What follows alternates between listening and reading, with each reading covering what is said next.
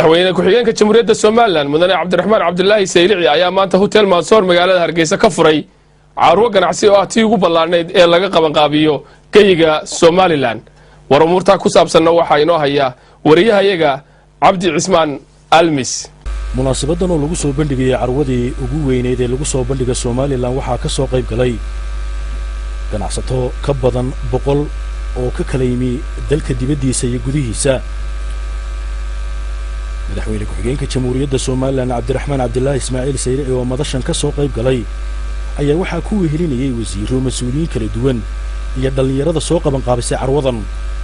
madaxweyne ku-xigeenka jamhuuriyadda Soomaaliland mudane Cabdiraxmaan Cabdullaahi Ismaaciil Saylici oo madashan hadal ka jeediyay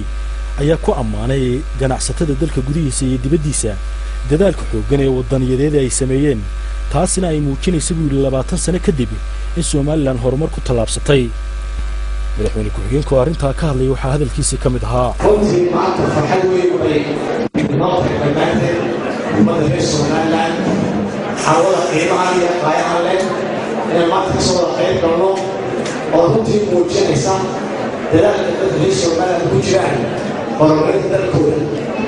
Soomaaliland saa la socota muddo 20 sano ah ee isku tashan ku soo gaadhay cid kastoo ay naga aqoon aato ama ganacsato ha aato dalka wuxuu ku soo biiriyay talaabo kasta oo ay maro horumar leh way maqaadana waxay loo dhaweynaysaa ama loo soo jiidaysaa meesha caalamka waxaan wax ka bilowday meel baabaasan dal burburay maanta runtii waxaan joognaa waqtiga u faani karo ama maalin loo faani karo in dalal badan oo jecel quraan maanta kuraasi oo fadhiya ay uga horreeyaan xagga ganacsiga xagga dimuqraadiyadda iyo xagga nabadgelyada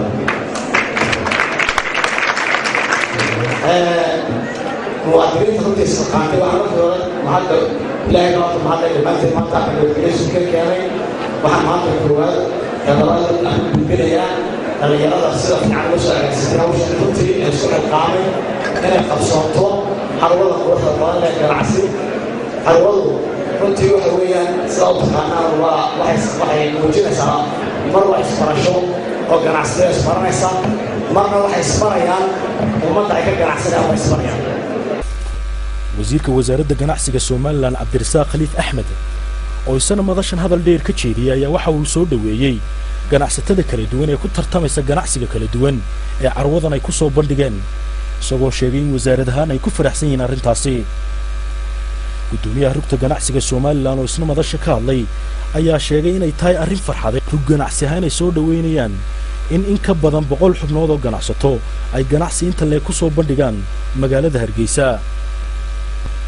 waxa iyaguna halka ka hadlay mas'uuliyiin kala duwan oo aragtiyo kala duwan oo soo dhaweyn ka muujiyay carwadan lagu soo bandhigay magaalada Hargeysa dhinaca kalena madaxweyne ku-xigeenka jamhuuriyadda Soomaaliland mudane Cabdiraxmaan Cabdullaahi Ismaaciil Saylici waxa uu soo kormeeray oo mid soo booqday ganacsiyadii kala duwan ee lagu soo bandhigay carwadaasi waxa sidoo kale isna munaasabadan ka hadlay mulkiilaha hotelka Mansoor oo hirgeliyay hoolka weyn ee lagu soo bandhigay carwadan isla markaana waxa uu sheegay inay in badan ku taamayeen in maalin ay timaado carwo lagu soo bandhigo hotelka Mansoor oo ganacsatada inta leeg ay ka qayb qaataan waxa iyaguna sidoo kale halka ganacsigooda kala duwan ku soo bandhigay muwaadiniin reer Soomaaliland oo sharaxaad kala duwan ka siiyay bulshadii halka